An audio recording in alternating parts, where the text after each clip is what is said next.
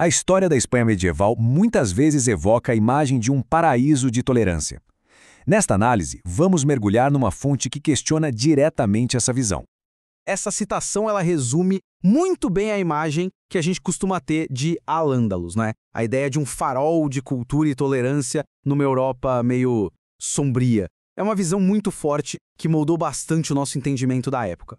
Mas e se essa não for a história completa? É exatamente aí que entra a nossa fonte de hoje. O livro de Dario Fernandes Mora faz exatamente isso.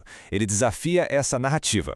A proposta dele é fazer uma releitura, olhando direto para os textos escritos naquele período. E para entender essa desconstrução, a gente vai seguir um roteiro. Primeiro, vamos ver o argumento central do autor. Depois, passamos para a natureza da conquista, como era a vida sobre a nova lei, a cultura do dia a dia, e no final, a gente discute o debate sobre como a própria história é escrita. Ok, vamos começar direto pelo coração do livro, pela tese principal. A afirmação central é bem direta. A ideia de uma Al-Ándalus supertolerante e multicultural seria, na verdade, não um retrato fiel da Idade Média, mas sim uma construção ideológica dos nossos tempos.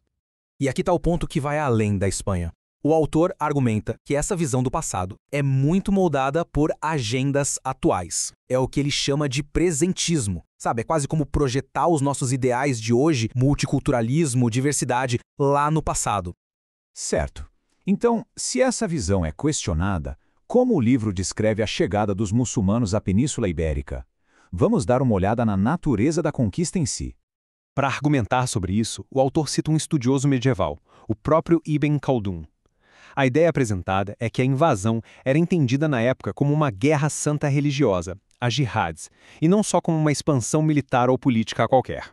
O livro também aponta para táticas bem brutais, argumentando que o objetivo era desmoralizar o inimigo. Era uma guerra psicológica. A intenção era minar a vontade de lutar antes mesmo da batalha começar de fato. E de acordo com a fonte, para a população que era conquistada, as opções eram bem claras. Não era uma negociação de igual para igual, mas sim um ultimato com 3 caminhos possíveis. Mas e depois da conquista? Como era a vida no dia a dia? Agora vamos examinar a estrutura da lei, da religião e da sociedade que o autor descreve. O livro explica que os cristãos e judeus que se submetiam se tornavam dhimmis. Eles eram, sim, uma classe protegida, mas essa proteção vinha junto com o status legal bem definido como subordinado. E um ponto central da vida como dhimmi era a dízia. O livro descreve esse tributo não apenas como um imposto, mas como uma ferramenta de controle social, um lembrete constante da hierarquia daquela sociedade. E este slide detalha bem como o sistema legal, segundo o autor, criava-se as separações no cotidiano.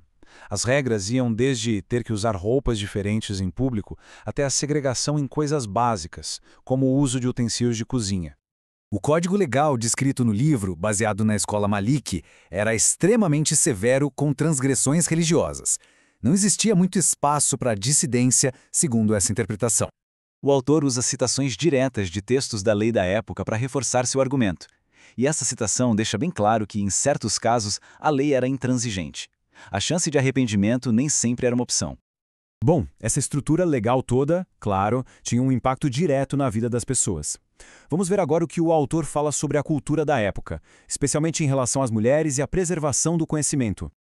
Aqui, o livro faz um contraste direto entre a vida das mulheres muçulmanas livres e a de suas contemporâneas católicas. O argumento é que as mulheres católicas da época tinham muito mais liberdade e poder na esfera pública, podendo até governar e participar ativamente da política local. E aquele outro mito, o de que o Islã teria salvo o conhecimento clássico? Bom, o livro também desafia essa ideia. O autor argumenta que os textos gregos, na verdade, foram preservados pelos estudiosos cristãos em Bizâncio, e o mundo islâmico os recebeu através de uma série de traduções, um processo que às vezes acabava distorcendo um pouco as ideias originais. E com isso, a gente percebe que o argumento do livro vai além da Espanha medieval. Ele se torna uma crítica sobre como a própria história é contada. Em resumo, o que o autor apresenta é uma contranarrativa completa. A tese é que a visão popular de Al-Ándalus é uma construção intelectual que ignora as evidências dos próprios textos daquele período. A proposta é simples: para entender Al-Ándalus, é preciso ler o que seus juristas e cronistas escreveram. No final das contas, o livro deixa a gente com uma pergunta fundamental. que vai muito além de Al-Andalus.